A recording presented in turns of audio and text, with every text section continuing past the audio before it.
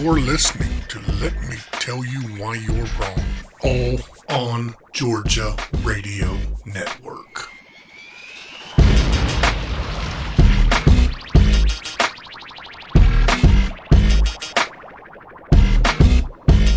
Welcome to episode 120 of the Let Me Tell You Why You're Wrong podcast. I'm Dave Roberts. With me is Jessica Szilagyi, and her dress is as yellow as her journalism.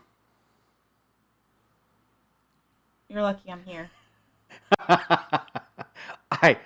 No, I'm lucky to be here. It's your show. Yeah, whatever. How was your week? It's fine. How are you? It's getting hot. I'm getting busy, which is both stressful and good. The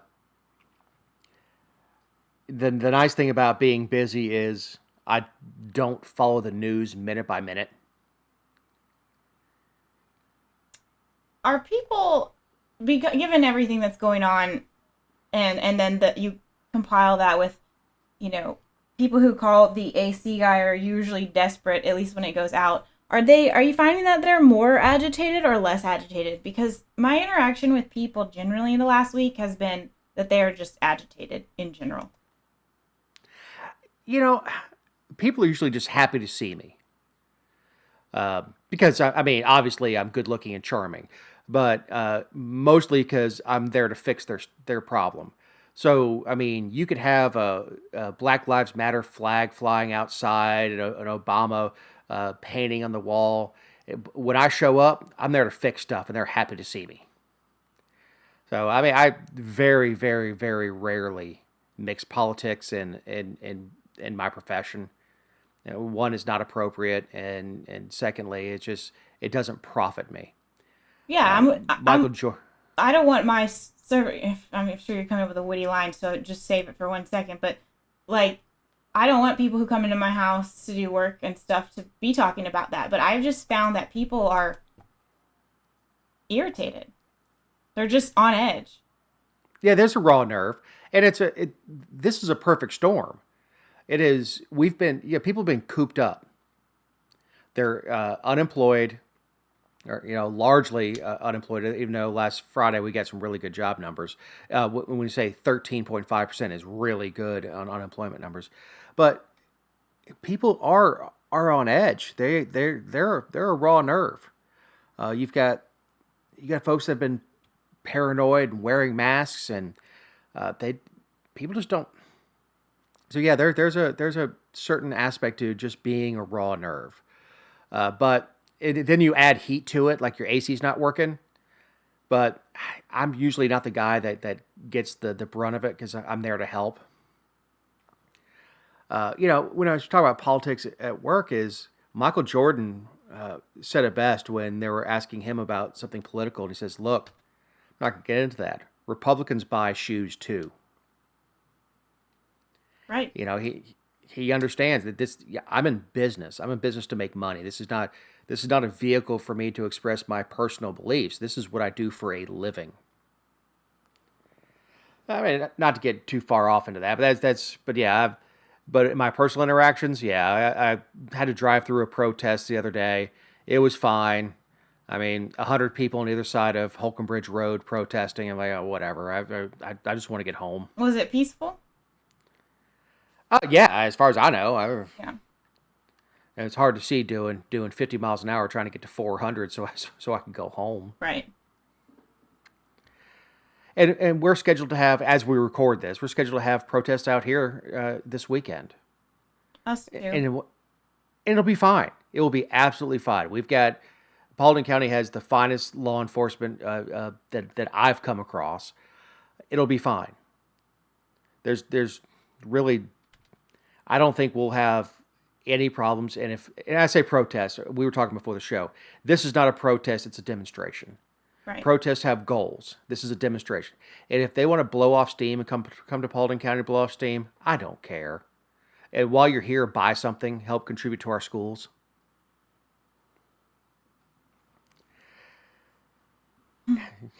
That's such a I know, it's such an elitist way to look at it. Yeah. Oh, hey, welcome. Buy something. Support our schools that are closed. Support our school. Support the budget so they don't increase our taxes on our properties this year. But hey, we've got a great show this week, and starting to sound more and more like a host. We've got a guest, and we're going to get right into that. So joining us now is one of my friends from when I lived back up in Atlanta, Cobb County Attorney Matthew Watson. He's a graduate of the University of Tennessee School of Law and a member of the bar in Georgia and Tennessee. He focuses primarily now on family law, personal injury, criminal defense, and appellate work, but he's done all different kinds of things in municipal government and the political arena and litigation. So he has a different, diverse opinion in some regards than us. And so he's going to talk about qualified immunity. So we're really glad you're joining us this week. Thanks for coming on. Oh, Welcome. Pleasure to be here. So all the talk in the last week has been on, obviously, the aftermath of George Floyd and, of course, the Arbery case and here in Georgia. And Congressman Justin Amash was actually the one who started the conversation about getting rid of qualified immunity. And people have jumped on the bandwagon, but I'm not really sure they know what it means. So can you kind of break it down in easy terms of what it means because it's a legal doctrine that has been in place for decades? Sure. Well, and as with most things involving the law, I'm going to give the typical disclaimer that nothing I say here is going to be constituted as legal advice. I'm speaking as some sort of a hybrid between a politico and someone with a legal education here. But I have had the unfortunate experience of litigating matters on behalf of my clients involving governmental immunity. And so, the first thing to keep in mind here is there's two different sort of playing fields. Because when we're talking about qualified immunity, we are talking about federal law, and the federal court system has created the doctrine of qualified immunity. As most attorneys, I think, have a similar experience in law school. When you start taking the first day of constitutional law, you get the very harsh reality that constitutional law has very little to do with the Constitution and has everything to do with what random panels of judges have said over the years. So qualified immunity is a federal doctrine governing how immunity claims against federal employees or state level employees when you're making a federal legal claim. So I know that's kind of convoluted, but essentially we have dual legal systems in this country. You have state law matters and federal law matters. And here in Georgia, there's a similar but distinct sort of doctrine in that in Georgia, the terminology is ministerial duties versus discretionary duties, meaning anything a government actor does. And this is the one thing to keep in mind here is this is much broader than the police and law enforcement. It's anyone, whether it's defects or child services or the zoning board in your local government or the building department issuing building permits or anything. Government actors, everything they do falls into one of these two categories. And under, I guess the best example that you can use is in a state law context is what ministerial duties are basically anything that there's a clear guideline for that the government employee just has to follow. There's no discretion involved. And I mean, the best example is a car wreck. I mean, if a government employee is driving their car for business, whether it's a police officer or the county commissioner driving his take-home vehicle, he or she has to obey the rules of the road, just like everyone else. So they can be held liable for that. But the other category of discretionary duties is what's synonymous with qualified immunity under federal law that we're talking about. It basically raises the standard for which a government employee or a government actor, if they're exercising discretion versus simply carrying out a fill in the blank, plug and play sort of mathematical duty, if they're exercising any discretion at all, that is, for all intents and purposes, a liability shield. That is what qualified immunity was created at the federal level for federal law claims, that any government official, exercising discretion, the bar you have to clear in order to get some sort of civil liability against them is astronomically high. So, no, I mean, well, no, I mean, but it's not clear. I think that's one of the problems. And I was doing a little research before the show, and one of the summaries, I guess, from a Supreme Court opinion on this at some point, or not a Supreme Court, maybe one of the appeals courts, but regardless, it said that basically is with regard to police officers, their need to make split-second decisions they need to be protected from being sued unless their actions are very clearly governed by the previous precedent, that another official would have done the same thing or understood that they were violating a person's rights. So, I mean, is that accurate, that there has to be a precedent for this in order for it to be considered? Well, yeah, and that's when I said it's, for all intents and purposes, it's a exorbitantly high standard. Yeah, when a police officer or any government official is exercising discretion, and in the context of law enforcement, it's always exigent circumstances of split-second decisions and life and death and destruction of evidence, all those sorts of things. For there to be civil liability, there must be a clear precedent that they are violating. Which means before like the 1950s, right? Well, I mean, this doctrine has evolved over the last, 6 or 7 decades. It wasn't always a thing.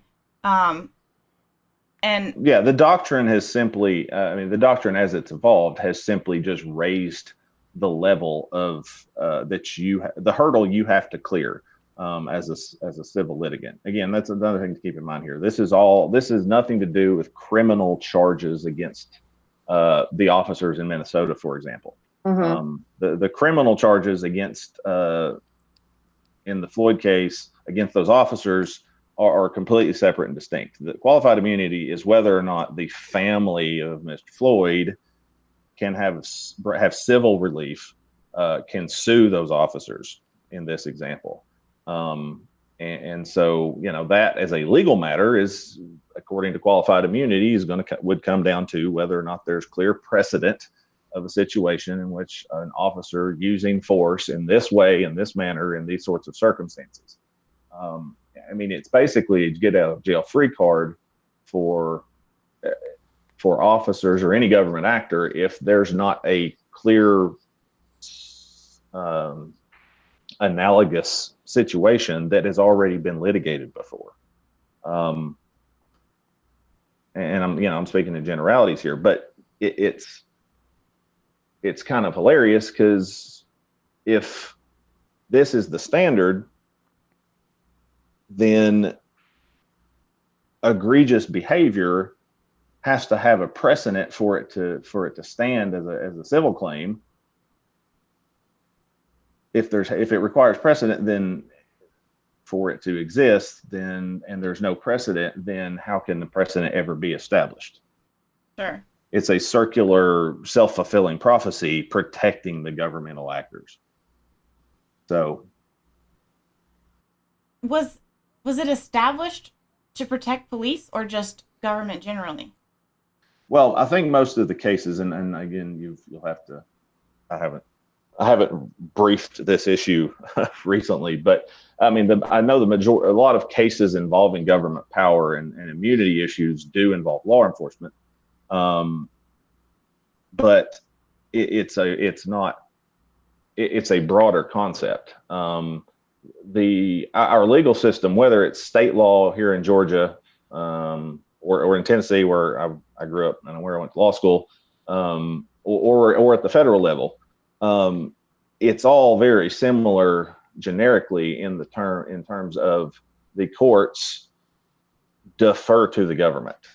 The thumb, when you're looking for relief or litigating a civil matter, the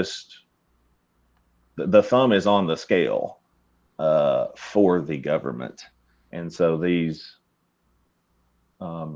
things have evolved over time to where we are today, which is, qualified immunity is almost a ticket, a get out of jail free card.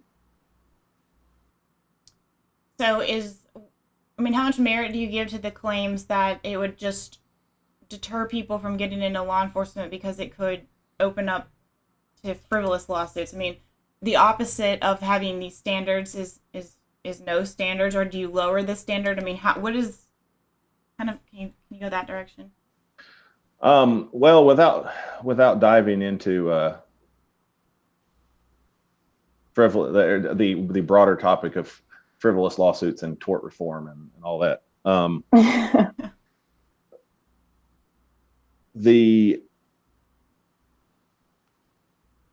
The idea is, the fundamental concept is, should government actors be accountable for their actions the same way individuals are, the same way corporate actors are, and how much different should those standards be? I don't have a distinct position on where that bar should be. Simply that the bar where it is today is too high. The idea of frivolous lawsuits is a bit of a joke and a talking point, frankly, for big business and government who don't want to pay insurance premiums and don't want to be held accountable when they do something wrong. There's not.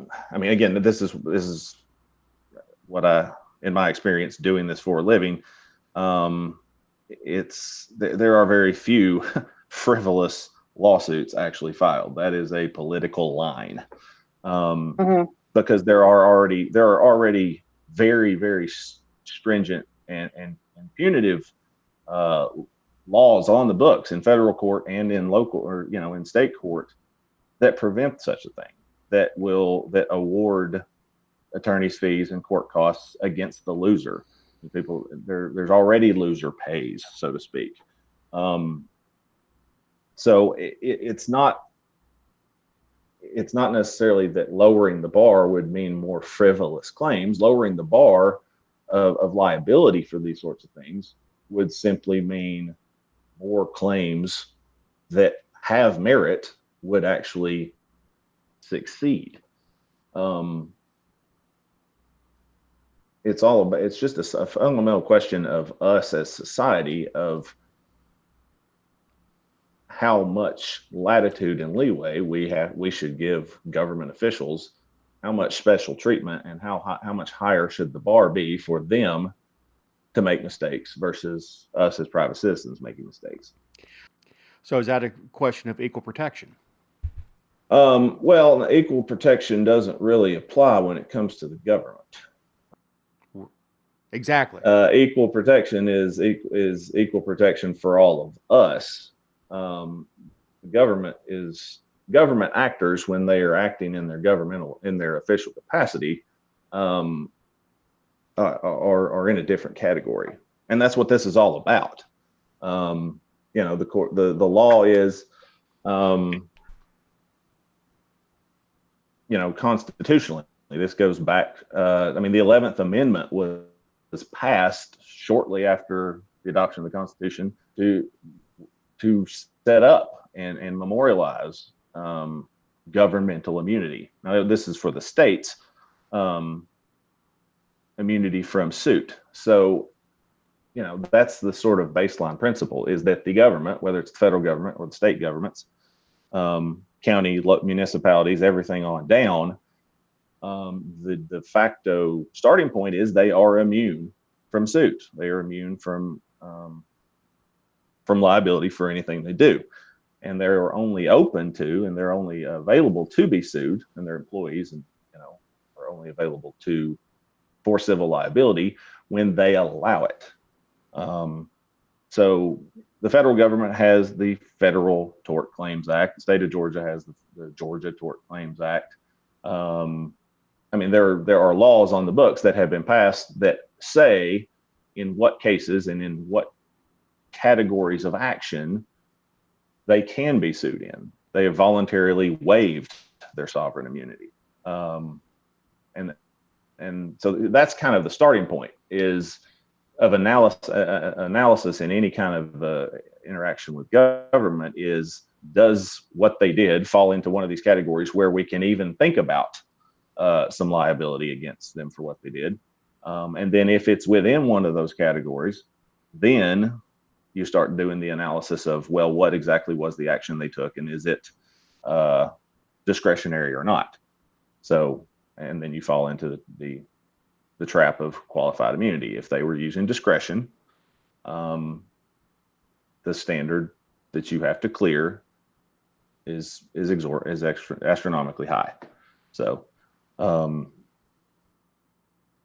as a roundabout answer to your question, absolutely. If we lower the standard of qualified immunity or remove that legal doctrine legislatively, yes, that would lower the bar. Yes, that would give more people the ability to seek redress for their grievances in civil court.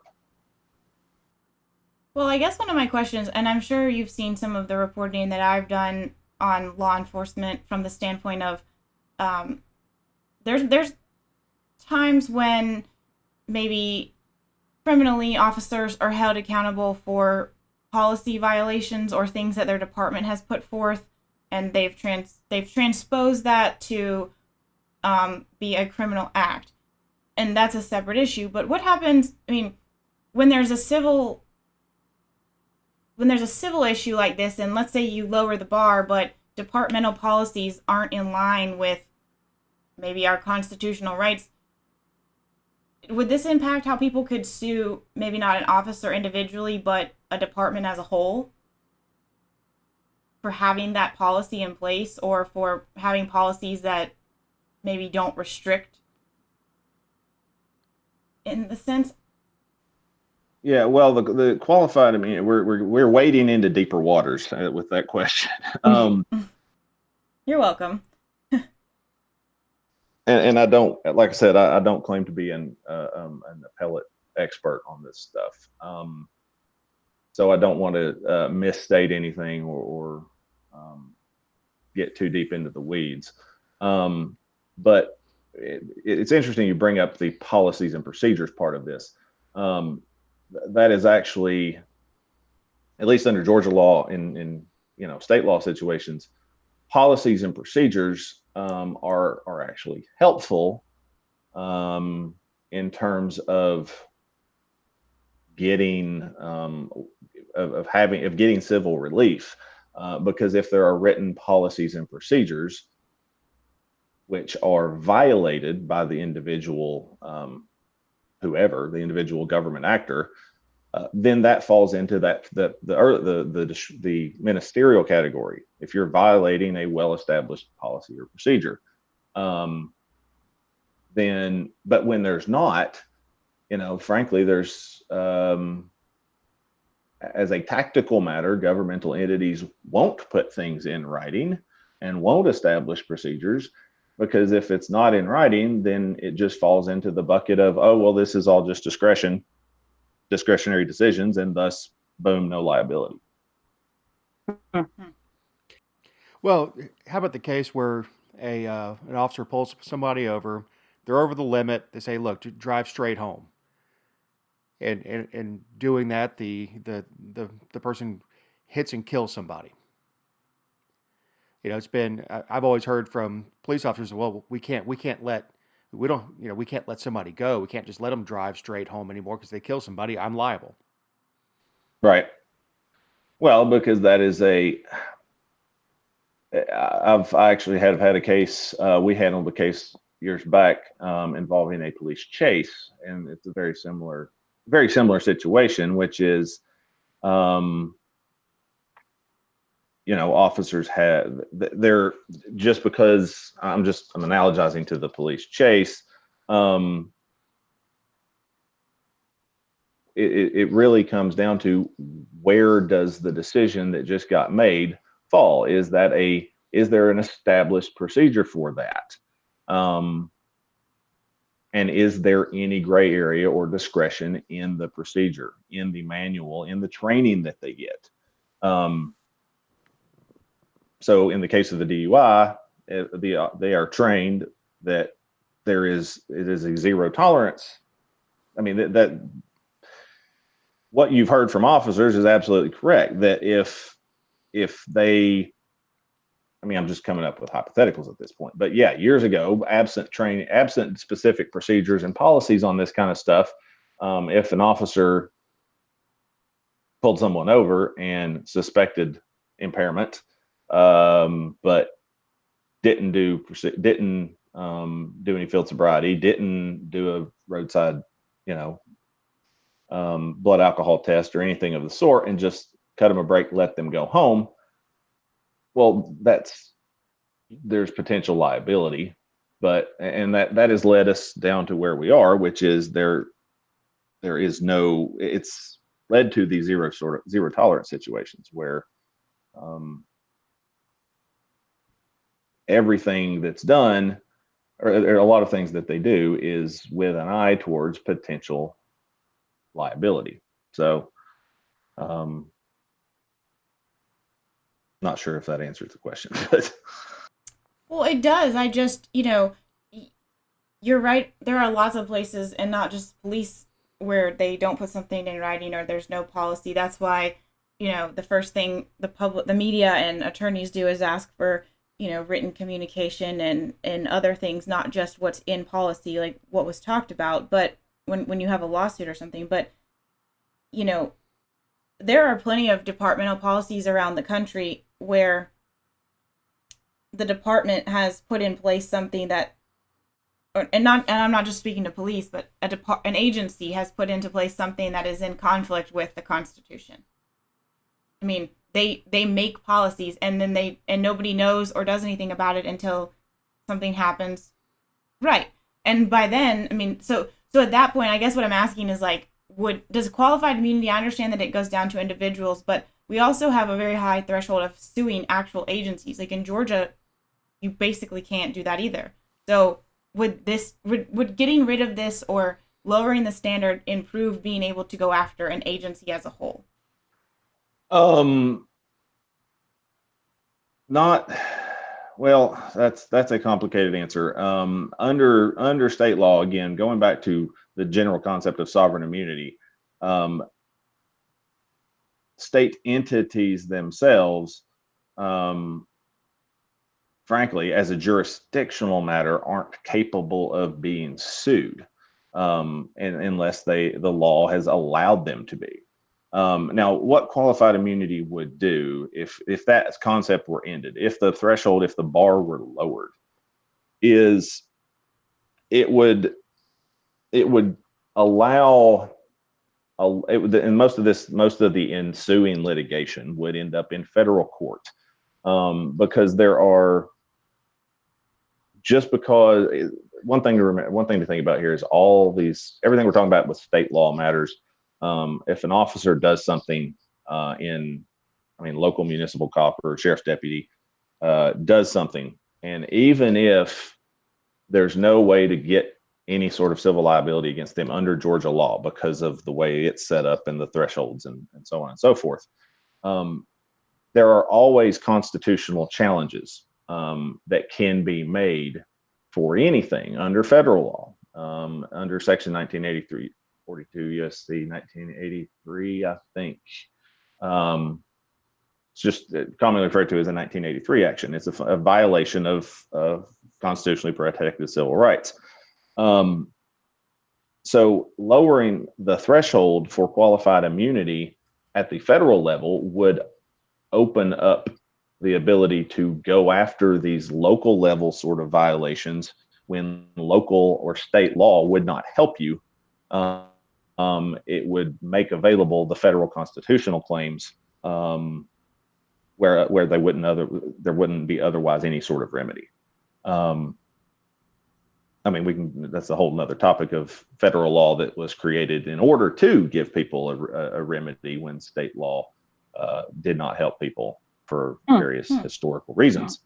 So yeah, I mean, 1983 actions are a powerful tool when you don't have a state law remedy. But going back to, again, the qualified immunity example, you are then dealing with federal law, and the qualified immunity example applies not just to a FBI agent or a post office employee. That's the standard applied to any governmental actor. So sure, it would be very helpful in giving people who've been wronged by state or local officials another avenue to potentially pursue justice. What an absolute mess. Yeah. No, it's look. I think I told you offline earlier that the deeper you get into this, the messier it is. I mean, just within Georgia in state law, the legal regime, so to speak, the legal structure of going after a civil remedy against a state actor working for the state of Georgia is completely different than the one going after a county official, is different than the one going after a municipal official. And then don't even get into schools and sheriffs and other entities for which the legislature's never even put in anything in place. So Nice. it is a mess. That is absolutely right.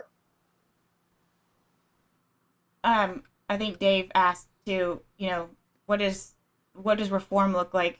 Yeah. Well, that's reform at the federal level. I mean, Amasha's bill, as I read it, is a great start to, like I said, open up the federal courts and open up constitutional violations to give people a remedy. I mean, it's federal law claims are always sort of a last resort from a legal standpoint. But as I just described, I can't speak for all 50 states, but I can assume, probably with an educated guess, that the immunity regimes in every state is in varying degrees of disarray, and varying degrees of hard high hills to climb for people when their rights have been violated. So changing the regime of qualified immunity under federal law would open up that as an option for everyone in all 50 states to give the federal law claim as a fallback option when something like this happens. Obviously, each state addressing this at the state law level and cleaning up their immunity regimes, so to speak, and looking at the distinctions in state law. That's 50 separate conversations about 50 separate legal systems. Well, fun.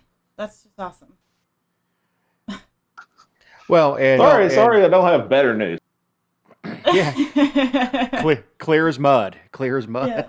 But I know we are up against a time for you because you've got a client appointment. We really do appreciate you coming on. Well, like I said, pleasure to talk to y'all, and I wish I could shed clearer light on this subject matter. It's just, this is one of those areas where the law is a mess, and the legislative, the statutes that have been passed over the years, as well as all the judicial decisions that have been made at the state and federal level, all of which have their focus on protecting the government, not protecting us. And so that's really the sort of key takeaway when talking about immunity matters. So, Well, thank you. Yes. Yes, and I'm sure we'll consult with you some more as these things kind of take formation, and we have a little bit. I mean, we're talking very big picture right now, so maybe as the specifics kind of come to be, we can have some more conversations, and I won't throw such 30,000-foot view questions at you. Well, no, it's a complicated issue. I would be happy to talk about anytime, and I appreciate y'all having me on. Thank you so much. Thank you. All right, y'all take care. Really good stuff, and we really certainly appreciate Matt Watson for coming on. And we want to remind everybody that these are our opinions and the opinions of our guest, not those of All on Georgia, and certainly not those of any person not appearing on this show and expressing their own opinion. So we have some other proposed reforms. These were things we didn't get a chance to talk with Matt about, but the 8 Cant Wait initiative by Campaign Zero. Jessica?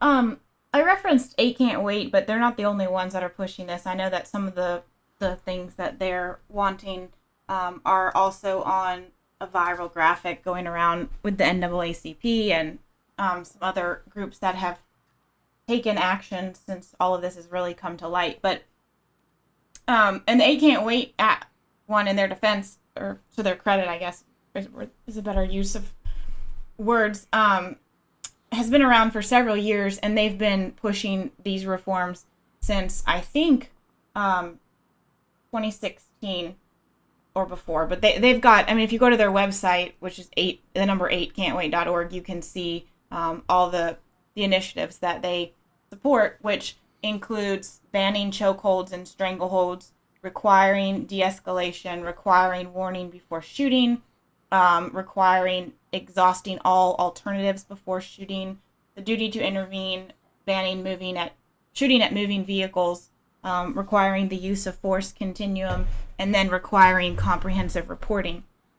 But and all of the things. So they're not trying to advocate for changes in the laws. They want people to lobby for their police departments and their sheriff's offices to have these types of policies that address this, because they contend that using all of them together can decrease police violence by 72%. And like I said, they have lots of studies and surveys on their site, so I don't really know how they came to have the number 72%. But they claim that only a few major cities in America have all of these things, which is very surprising to me because I cover law enforcement a good amount, and one of the things I always ask for is their use of force policy, and this is in there. However, the requirement to exhaust all alternatives before shooting, if you're familiar with the use of force continuum, or if you're not, I mean, you're talking about split-second decisions, and I don't know how you write that somebody must try, a taser or their strong arm or strong hand before they've gotten out. Let's take it one by one. Ban chokeholds and strangleholds. In a fight for your life. Exactly. And now, when we look at George Floyd, we say that was absolutely inappropriate, and it was. He was already restrained. He was already subdued. He was already whooped. You don't. Can we take George Floyd off the table for the conversation? Yes. Yeah, that was kind of the point of the thing, was we got to take that and move it aside. When you train in jiu-jitsu, a chokehold is a very useful tactic. Now, I'm not talking about someone who's subdued, someone who's fighting, and you can get your arm around their neck and you can subdue them. That is a very important tactic in saving your life, and honestly saving the other guy's life too. I've got you by the neck. Stop. We're good. And you can absolutely choke somebody out without killing them. You could choke somebody out without hurting them. It happens all the time in jiu-jitsu. I mean, go to any jiu-jitsu gym around the country, and these guys choke each other for fun. Sounds awfully kinky. But that's an absolute technique that jiu-jitsu uses, that the Gracie family taught when they first got into MMA. It is a valid tactic in winning a hand-to-hand fight.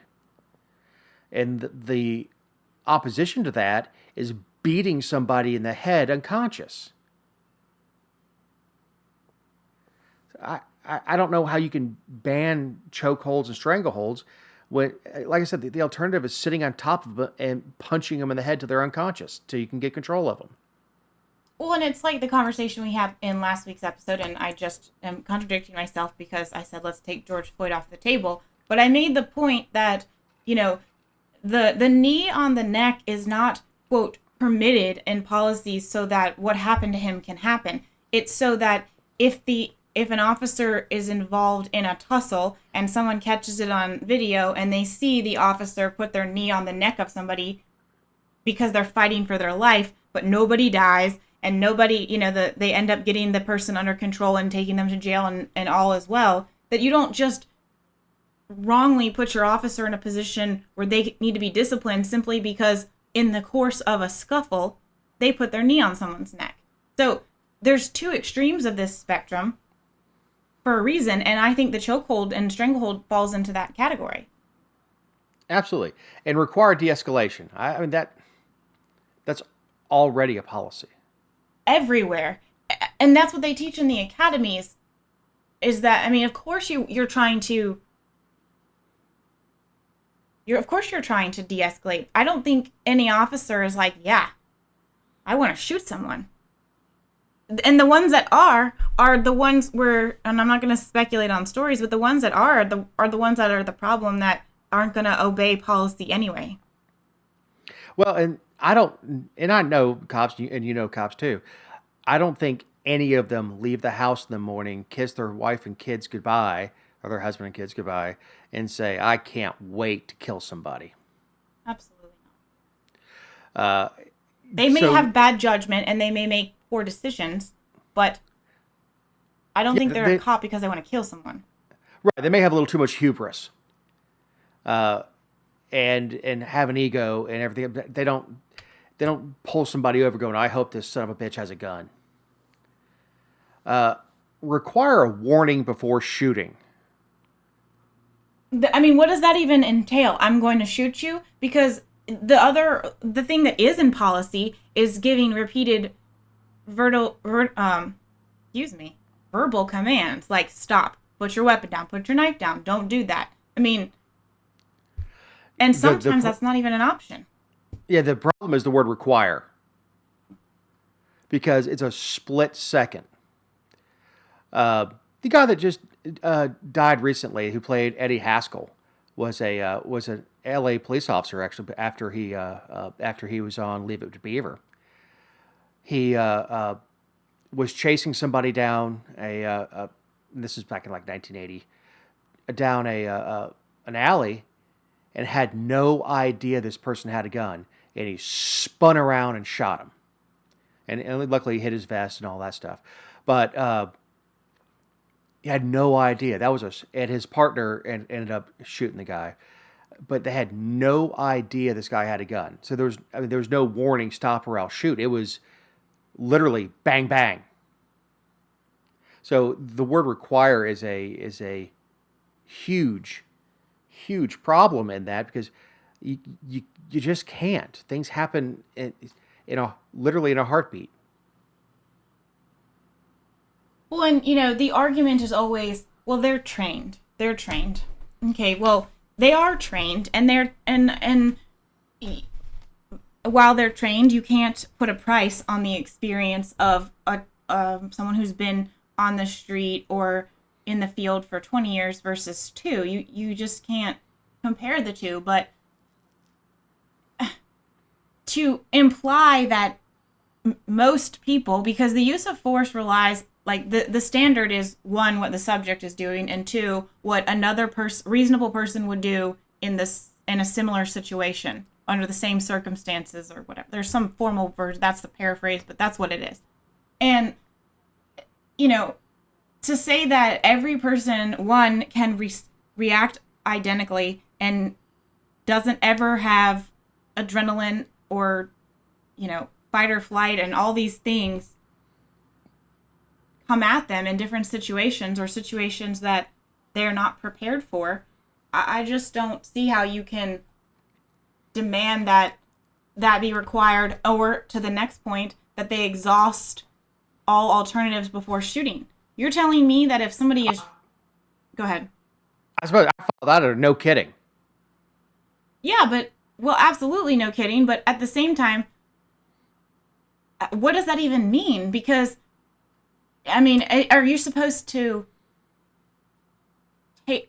It doesn't say reasonable alternatives or alternatives that match the use of force. It doesn't say anything about that. Is it, if someone's coming at you with a gun, are you supposed to try to tase them simply because you're a police officer? Right. Look, it's ridiculous. Yes, you exhaust all alternatives in your head before you pull a trigger. You've already, if you get a chance, you can try verbal. If you get a chance, you're going to try a taser. If you get a chance, but this is the way these are written. It assumes the worst in police departments. Now, this one, duty to intervene. Mm-hmm. I don't necessarily have a problem with that one. Tell me why. When you say duty to intervene, if you see a fellow officer stepping out of line, you see that you have a duty to act. Hey, right. Man, stop. He's had enough. It's over. And it doesn't necessarily mean someone's a bad cop. It just means adrenaline got the better of him. He's still punching when the guy's out, and you don't realize it. Your duty is to grab him by the arm and say, hey, he's had enough. Mm-hmm. So I agree. And I think that there's a conversation or maybe a fostering of an environment right now where pointing out bad behavior is becoming a little bit more popular. But at the same time, think about, let's say that, there was a chase and they yank someone out of the car, and like you said, someone gets a couple extra punches in, and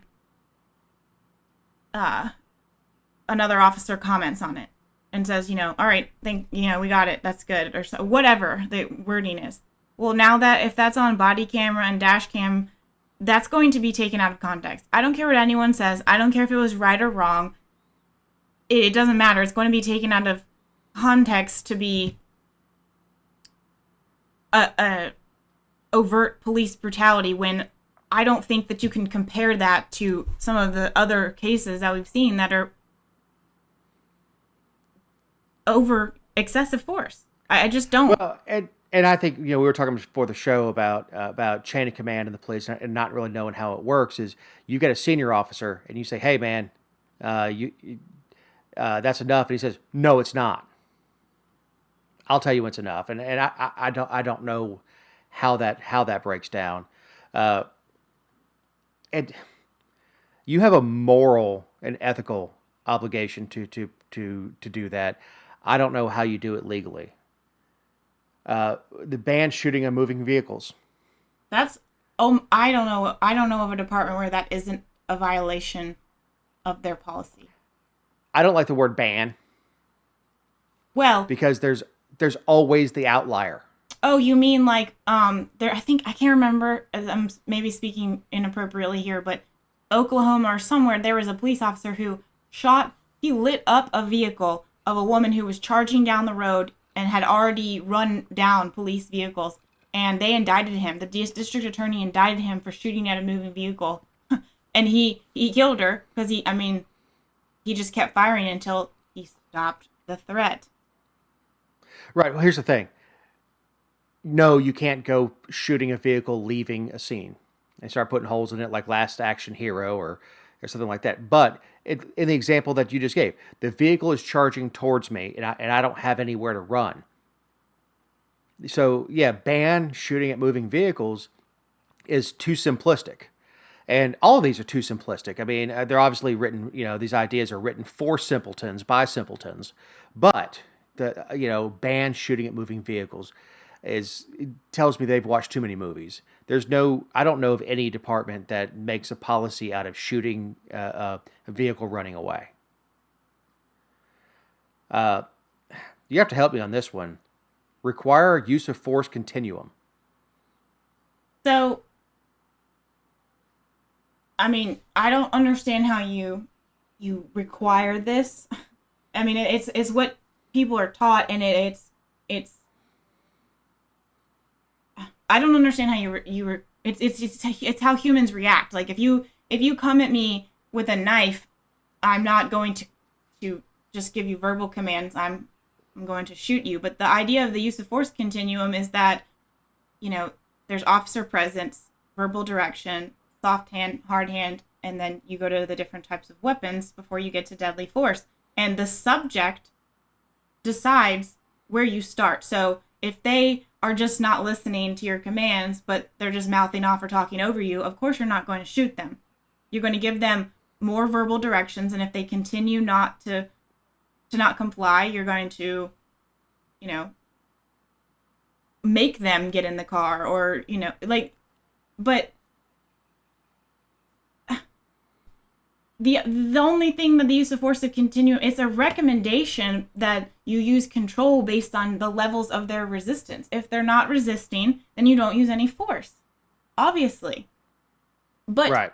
Also, an officer merely being present is considered, it's the lowest level on the continuum, just being there. Yeah. Again, the word require is, you're exactly right. You just, you obviously don't, someone pulls a gun, you don't start off with, "Hey buddy, how you doing?" Right. Obviously. Hey, can you put that away for me?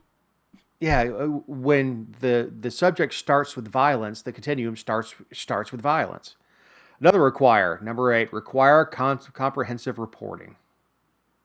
So, this one, I mean, it makes a lot of sense, and I think that I've seen a lot of things in recent months with my own reporting that show how valuable a lengthy and detailed report can be for the person involved and the officer at different times, and for the media to come back and look at things later on, because not all agencies have body cameras and dash cameras. So, comprehensive reporting is important, and good reports are, I think more and more officers are seeing how valuable they are to them doing their jobs. But at the same time, I mean, I think we talked about it maybe. There was a bill dropped in the Georgia legislature earlier this year to require a state-managed use of force database where the state keeps a record of all the agencies and any use of force that's an officer uses and the outcome of the investigation, so that people can, quote, keep track of bad officers. Well, there's a lot of problems to that because, one, a database is not extensive. It doesn't include reports. It doesn't include circumstances. And you know as well as I do that the general public is just going to look at numbers, not the fact that someone was cleared in an investigation or cleared by the GBI, or that, the person was found to have made a frivolous accusation or complaint, or whatever the case may be. Those circumstances won't be accounted for in reporting. And also, what this shows the lack of comprehension of what force is. Officer presence is considered a use of force because they're showing up to either change behavior or to stop a behavior. So you just want I